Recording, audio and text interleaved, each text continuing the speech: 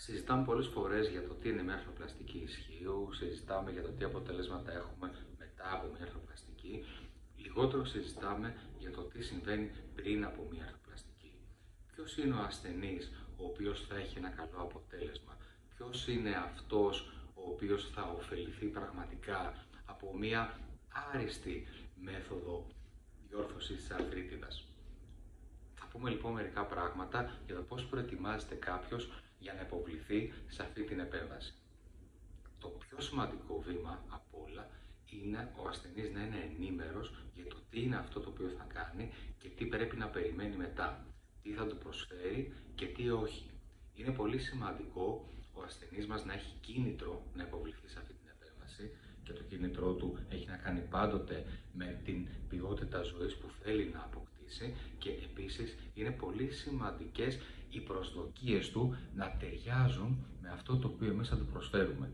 Σε όλα τα σκορ και αξιολόγησης του μεταχειρητικού αποτελέσματος φαίνεται ότι στην κλίμακα ικανοποίησης, δηλαδή στα υποκειμενικά κριτήρια, τα οποία φαίνεται ότι είναι και πιο σημαντικά από τα δικά μας αντικειμενικά κριτήρια αξιολόγησης, οι ασθενείς οι οποίοι σκοράρουν ψηλά είναι αυτοί οι οποίοι από πριν είχαν τις σωστές προσδοκίες για την επέμβαση.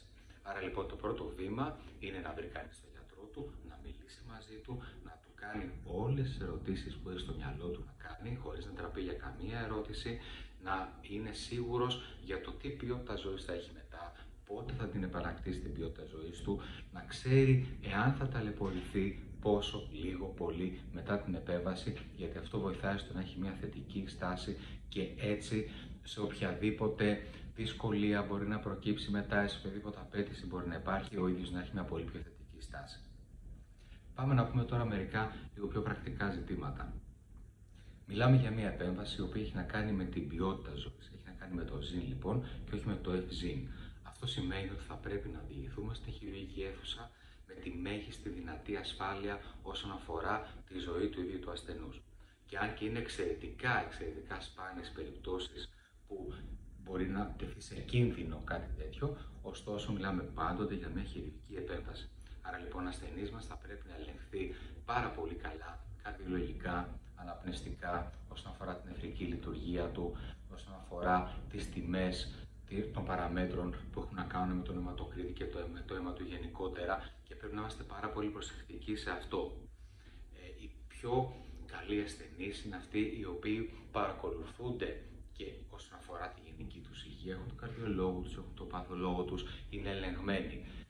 Και σε κάθε τέτοια περίπτωση όμως, παρόλα αυτά, θα γίνει και πριν από την επέμβαση ένας επανέλεγχος, γιατί είναι πολύ σημαντικό να ξέρουμε ότι πηγαίνουμε προς την επέμβαση με τη μέγιστη δυνατή ασφάλεια.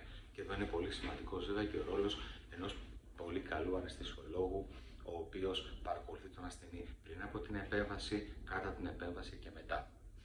Συνήθως λέμε στους ασθενείς μας να έχουν προετοιμάσει λίγο το χώρο στο σπίτι, αν γυρίζουν σπίτι τους, το χώρο δηλαδή που θα τους υποδεχθεί μετά, έτσι ώστε να είναι πιο φιλικός στην επέμβαση που θα κάνουν. Αυτό έχει να κάνει με το πού θα είναι το κρεβάτι τους, τι τους έχει το κρεβάτι, τους διαδρόμους, τα χαλάκια που πρέπει να απομακρύνουν, πού είναι ο καναπές τους, αν θα υπάρχει μια καρέκλα που να είναι ψηλή, να έχει μπράτσα, να μπορούν να σηκωθούν σε μια τέτοια καρέκλα, να μπορούν δηλαδή να διευκολυνθούν στην καθημερινότητά τους.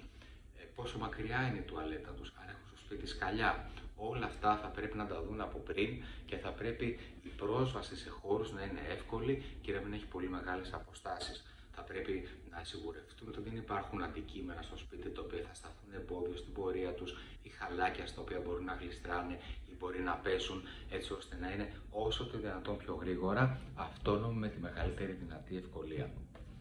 Κάτι άλλο πολύ σημαντικό επίσης έχει να κάνει με την προετοιμασία της πρώτης 3-4 μέρες πριν από την επέμβαση.